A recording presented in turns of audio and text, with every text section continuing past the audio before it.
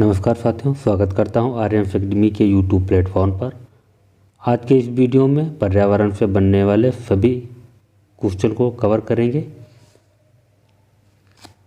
बच्चों को निश्चल एवं निष्कपट प्रेम की प्राप्ति समाज में डैश से प्राप्त होती है।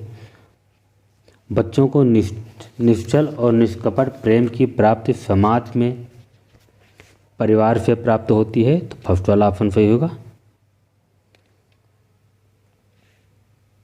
लड़कियों और लड़कों के अलग अलग नियमों का होना जो लड़कों के पक्ष में दर्शाता है। लड़कों के लिए पक्षपात करना, भेदभाव करना, लड़कियों से अधिक प्रेम करना, लड़कियों को कमज़ोर मानना। तो लड़कियों और लड़कों के लिए अलग अलग नियमों का होना लड़कों के पक्ष को दर्शाता है, क्योंकि भेदभाव के कारण। तो बी वाला ऑप्शन सही होगा। अनीता बिहार प्रांत में रहती है। उसके घर के पास लगे लीची के पेड़ों के फूलों पर मधुमक्खी डैश लेने आती हैं। पत्तियां लेने आती हैं, रंग लेने आते हैं, मकरंद लेने आती हैं, फूलों के रेशे लेने आती हैं।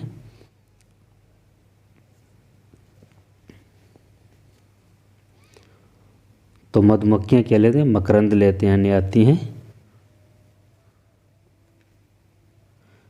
रेणुका दक्षिण भारत में रहती है। उसकी माता घर पर प्रधान है। ऐसे परिवार को कहते हैं पितृ प्रधान कहते हैं, मातृ प्रधान कहते हैं, संयुक्त परिवार कहते हैं, एकल परिवार कहते हैं।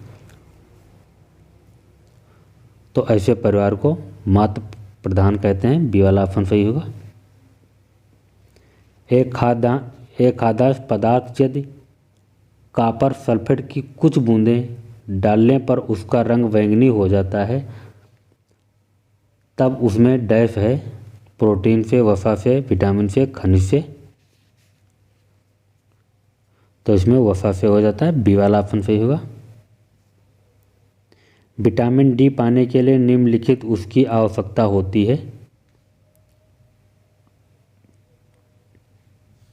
नींबू, आंवला, संतरा, अमरूद, दाल, मटर, चने, दूध, मछली का तेल, दूध, सूर्य का प्रकाश, उपयुक्त सभी।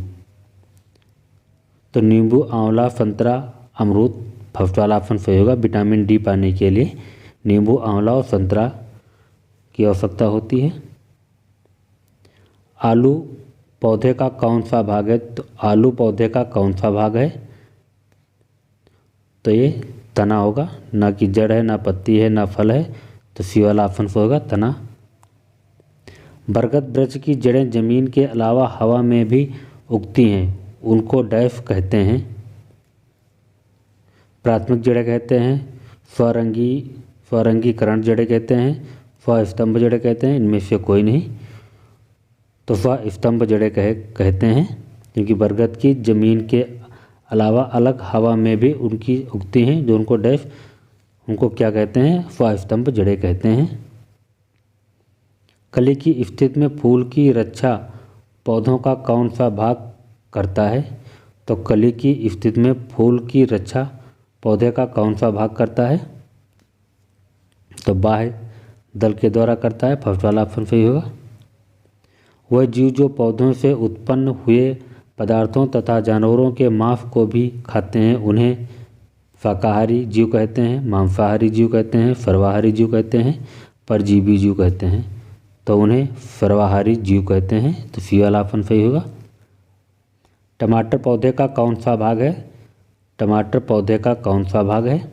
तो टमाटर पौधे का फल भाग है। तो बी वाला ऑप्शन, सी वाला ऑप्शन सही होगा।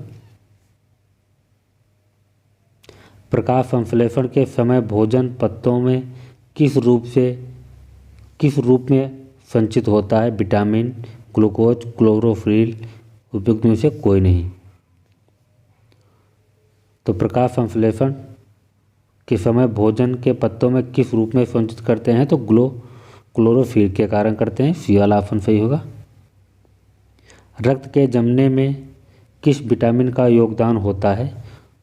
तो रक्त के जमने में कौन सी विटामिन का योगदान होता है? तो विटामिन के का योगदान होता है। तो फर्स्ट वाला ऑप्शन सही होगा।